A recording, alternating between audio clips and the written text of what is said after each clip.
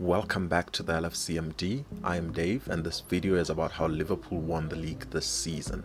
And contrary to what the Arsenal fans believe, it wasn't due to luck. So we're going to look at three factors that helped Liverpool win the league. First, we're going to look at the early form that helps us establish dominance. Secondly, we're going to look at the leaders that gave Liverpool an edge over other teams such as Arsenal and Man City. And thirdly, we're going to look at the big comeback moments that led us to believing that we can win the team and change the mentality of the team.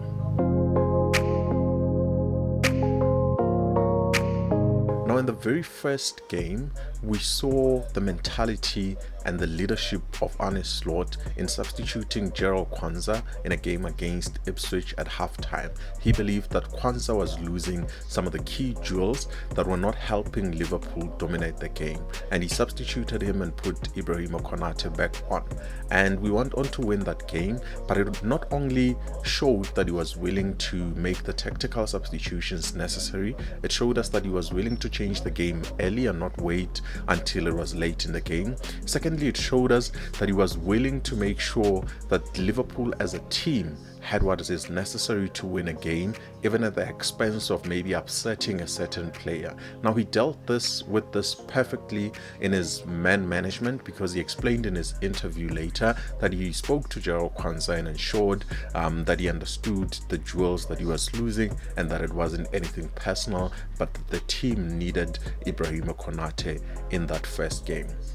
Liverpool then went on to win their first three games in the season with a shock loss to Nottingham Forest, becoming the only loss we would have for a while.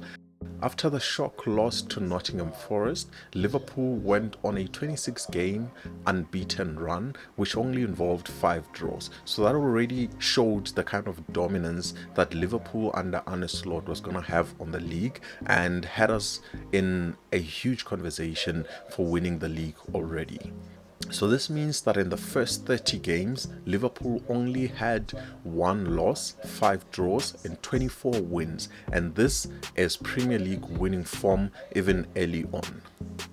Another reason why we had this great early form was Arne Slot's tactical understanding, such as the key pivot that he created with Gravenberch. Even though the previous season it was believed that Liverpool were going to need a traditional number 6, such as Zubamendi, who we were signed with, but unfortunately did not get. So transforming Ryan Gravenberch into that 6 and pairing him up with McAllister and Szoboszlai was another key tactical decision that Arne Slot made that helped us establish dominance in midfield, not only defensively but also with the ability to play in midfield and play through midfield and create chances through the lines instead of just going directly throughout Salah, even though we did that a lot as well.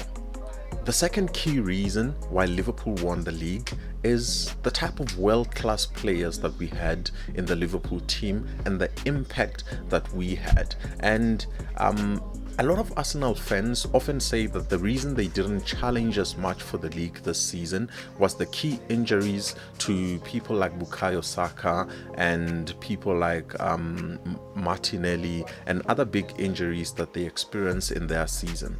But I would argue that the key reason they didn't win the league is the absence of world-class players like Mo Salah. Even in full form, players like Bukayo Saka are not as key as players like Mo Salah. Mo Salah's impact in this season was undeniable, with scoring 29 Premier League goals and having 18 assists in the Premier League alone.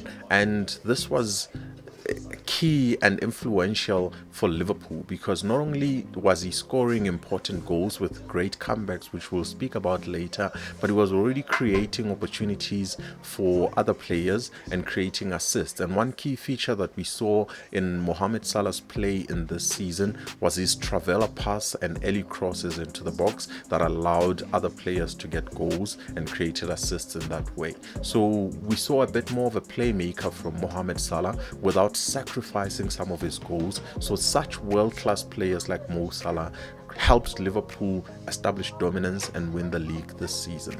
Another world-class player that we need to speak about in terms of Liverpool winning the league is Virgil van Dijk. And even though Virgil alone was not responsible for the 14 clean sheets that we had this season, but he was the key figure in that defense in terms of leadership, because the whole defense was changing around him. There were times where we didn't have Konate, and another player such as Kwanzaa or Joe Gomez needed to step in and play in that role. In very rare occasions, we saw Gravenberch stepping into that defense for short periods and playing in there. But the key influential figure that was always there was Virgil van Dijk, shepherding that defense and making sure that even when we changed players around a little bit, the defense remained solid through his leadership and his play. And we often saw around 3 occasions in which he was involved in a mistake that led to a goal. He would often go on to score a header himself, and that shows the kind of mentality that says, even though we make a mistake at the back, we need to make sure that Liverpool as a team go forward and win the game. And that was a key difference, and from such a key influential player. Another influential world-class player is actually a pair of world-class players in the midfield, and we cannot ignore the role of Gravenberch and McAllister in the midfield, and their interchanging pivot in midfield. Often in the beginning of the season, we thought McAllister was going to play a bit deeper than Gravenberch, and he did in a few games, but we then later saw that Gravenberch, as he adapted to the season, played a bit more deeper, allowing McAllister to go a bit more forward and show some of his attacking attributes in breaking defenses down with his passes in between the lanes, passes in between spaces in between the fullbacks and the centre backs of the other teams. But we also saw Gravenberch driving forward with the ball because of his good ball carrying, and we saw him 10 in very tight spaces with the ball, was sort of like a Cruyff Gravenberch 10 that we experienced this season. And these two players in the midfield not only made sure that we were defensively solid, but also made sure that when we recovered the ball, we had a sense of control going forward, and not only just looking quickly for the quick pass, but making sure that we have an impact and effect with our passing. And even though Szoboszlai was also in the midfield, but I felt the other two were more influential than him, and they were more world-class in their play than him. And the third reason why I believe Liverpool won the league this season is the big comebacks and the mentality that we displayed with them. So Liverpool would often go into halftime either a goal down or drawing 0-0.